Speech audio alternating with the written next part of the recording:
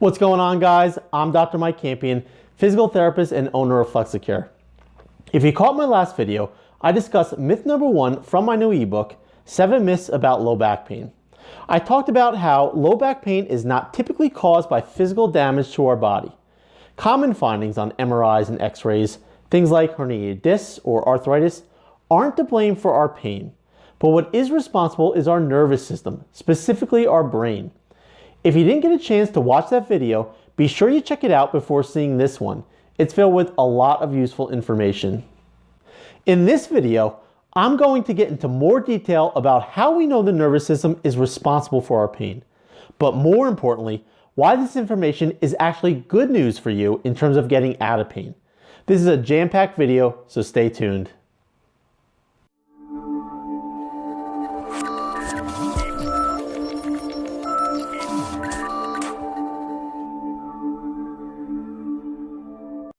Okay, so as I mentioned in the introduction, our nervous system is the primary driver of our low back pain. Before I get into more of the details how we know this, it is important that we first talk about the general purpose of the nervous system. To best understand how it works, try to view your brain and nerves as an alarm system, just like an alarm system in your home. The two function in exactly the same way. Both are there to protect you, to alert you that something is out of the ordinary. Something just isn't normal. While a home alarm system produces a loud sound to get your attention, the nervous system creates pain. By doing this, you can address whatever's going on, and your body can return to a state of harmony.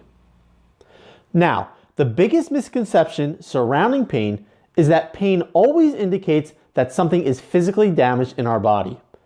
Don't get me wrong, bodily injury like a muscle strain or a cut on your skin will produce pain. But research has shown that most tissue damage like this will generally heal within a few months' time. Pain that lasts longer than 5 to 6 months is typically caused by other factors. Remember, your nervous system will ramp up the intensity of pain if it senses anything is out of the ordinary, not just because of physical damage. That's why the International Association for the Study of Pain defines it as an unpleasant sensory and emotional experience associated with actual or potential tissue damage. Let's break apart this definition because there are some really important words and phrases. The first thing to notice is that this definition states that pain is an experience, and that's the perfect way to express it. My pain is not your pain. We all experience pain in our own unique way. The second important point is that there's always an emotional component to our pain, and it has a big impact. How we think about our pain, react to it, our mindset about it, all these factors contribute to how intense the pain can be and how frequent it can be. Lastly, the definition of pain states that it can be associated with actual or potential tissue damage. Again, as I mentioned before, you don't have to have any damage to your body to experience pain. Let's talk more about this, how we know that you don't have to have any damage to your body to experience pain. Individuals who have an amputated body part frequently have something called phantom limb pain. They can get significant pain in the area of the body that is no longer a part of them, essentially as if it was still there. Now, if we're to believe that anatomical structures, things like arthritic joints and herniated discs, are always the cause of pain, how do you explain phantom limb pain? When you no longer have a limb, you don't have any torn ligaments, no pinched nerves, no strained muscles, no arthritic joints. There aren't any joints at all. How is this pain possible then? Well, it's very easily explained. It's because the nervous system, specifically the brain, is what's causing the phantom limb pain, and your brain is what's causing your pain too. Now, let's talk more about how the nervous system functions. Remember how I told you that the nervous system should be thought of as an alarm system? Well, this alarm system in your body fluctuates all the time between different sensitivity levels. It can go from low to high, or anywhere in between. When your nervous system is at a low sensitivity level, you're able to pretty much do anything you want without pain. You could walk for hours on end, stand for a long period of time, perform household chores without any pain. You may get some soreness, but not really any significant pain. Comparing this to a home alarm system analogy, this would be like an alarm system that only goes off when a door is busted down or a window is broken. If a branch were to fall in the house, it wouldn't cause the alarm system to go off because it's not that sensitive. Compare this now to a high sensitivity level. If your nervous system is in protection mode, it will make you feel pain with even the simplest activities. Walking for brief periods of time, standing for brief periods of time, bending forward.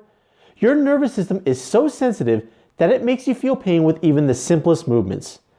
This would be like a home alarm system going off if a leaf blew up against the house. Obviously, that's not how a home alarm system should function. It would be way too sensitive. Now, as I mentioned before, and the definition of pain pointed out, pain is influenced by a lot of different factors other than physical damage to our body. Things such as how active we are, our sleeping habits, our stress levels, our thoughts about our pain, our mindset about our condition. And these are just some of the things that can cause the nervous system to ramp up its sensitivity and increase pain. Now, as a physical therapist who's seen a lot of patients with low back pain, there are definitely trends that I see that contribute to the development of an increased sensitivity to the nervous system and high levels of low back pain. Let me go through a hypothetical scenario to highlight some of the important ones I see. Imagine a person who develops a new episode of low back pain. Like a lot of people would do, this person waits a week or two to see if their pain will go away.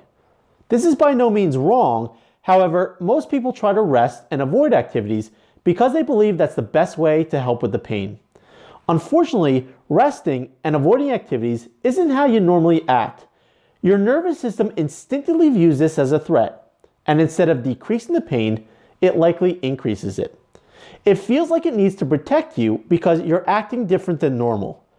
There has been quite a lot of research performed that has analyzed the best way to handle a new episode of low back pain, resting or trying to remain active. By far, the research shows that you shouldn't rest for hours on end if you develop low back pain. You should try to remain active as best you can. I'm going to get more into this fully in the next video, so be sure to be on the lookout for that one. So, getting back to this scenario, the person rests to try to help with the pain, but the pain doesn't go away. As anybody would naturally feel, this individual begins to worry that something must be physically wrong with them. Remember how the definition of pain said that pain is an emotional experience? So this person's thoughts, worrying about the pain, being nervous that something is damaged in the body, fearing to do certain activities, aren't normally how this individual thinks. The nervous system views all these as more threats, which causes it to produce more pain. Okay, so now the person decides to go to their physician after the pain doesn't go away for a few weeks. Likely what happens is the person is just given medication, no other forms of treatment. Because medication is a passive approach to dealing with pain, in many instances the pain doesn't go away. This causes the person to feel more fear, more worry, because nothing's worked so far. They've rested, they've gone to their doctor, they've taken medication. This added fear and worry is yet another threat, and yet another thing that causes the nervous system to ramp up the pain even more. After a few weeks, the person then goes back to their physician again, who probably orders x-rays or maybe even an MRI at this point. The x-rays or MRI will definitely show something. As I showed in my last video, pretty much everyone has herniated discs and narrowing of their spine somewhere. Naturally, as anybody would, this causes the person to worry about their condition even more. Yet another threat and yet again more pain. You can see how this is a vicious cycle. Also, now this individual has unfortunately linked their pain to a physical cause. And what does that make them feel like? It makes them feel powerless over their pain, like their condition is out of their control. It's very defeating, and unfortunately, this mindset is potentially setting the person up to have a very bad outcome, meaning persistent pain. Now, I want to take this time to go over some things I talked about in the scenario I just described. I gave quite a few examples how a person's thoughts, feelings, and mindset can impact the intensity of pain felt. I want to make sure you know that by saying this, I'm not saying that our pain is all in our head. That is definitely not at all a good way to look at it or view it. There are actual neurophysiological changes that go on in our body just from our thoughts and mindset. And this happens with a lot of other things too. For instance, it happens with stress. Stress is produced by our thoughts, right? There is no physical damage causing stress. And when you experience stress, there are actual physiological changes that go on in your body. Stress produces cortisol, a hormone that can make us feel run down, affect our metabolism and make us put on extra fat. It can affect our immune system and increase our chances of getting sick. Stress can also raise our blood pressure. So there are changes that can occur to our body simply from our thoughts and emotions. Similarly, our thoughts and mindset about our pain can cause changes to our nervous system in much the same way. And these changes make it easier for us to experience pain, sometimes very intense pain. Now, one of the most frequent questions I get from patients is, how can physical therapy help me? I have arthritis and herniated discs. As I hope I've shown, having this mindset is unfortunately one of the worst things you can do for your pain. Physical therapy is actually your best choice of treatment for low back pain, and there is a ton of research to prove it.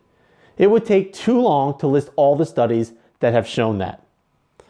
And there's a lot of reasons why physical therapy is your best path to take.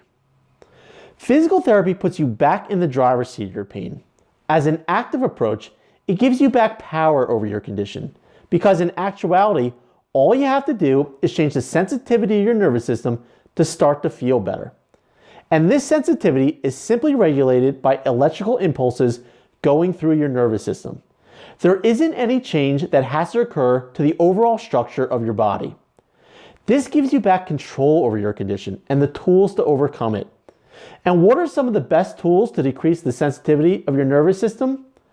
Exercise and manual therapy. If used in the right way, they work directly towards getting your nervous system to calm down, which will translate into less pain for you. Additionally, there is a new form of treatment by those physical therapists who have advanced training called therapeutic neuroscience education, or T&E for short. Basically, it's similar to what I've been talking about in this video and the last one. It involves understanding the nervous system and how it causes your pain. There has been a lot of research on T&E, and it shows that if you can change your mindset about your low back pain, it can create actual changes to your nervous system and decrease your pain. However, remember how I said each of us experiences pain in our own unique way? The big difference between this video and actual physical therapy treatment is that the treatment is specifically tailored to your own circumstances and is combined with other specific treatments such as manual therapy and therapeutic exercise. When you can combine these three treatments, therapeutic neuroscience education, manual therapy, and exercise in just the right way, it is a potent and powerful force against pain. But having some without the other is like having a car without any gasoline. You just won't go anywhere. If you're interested in finding out more about the latest physical therapy treatments and how it can help to relieve your pain, you can contact me at drmike@flexacare.com, or you can visit our website at flexacare.com for more information. Thanks for watching this video, and look out for my next video on myth number 2 from my new ebook. I'm going to talk about how rest and medication are no longer viewed as the best thing you should do for a new episode of low back pain. Be sure to check it out.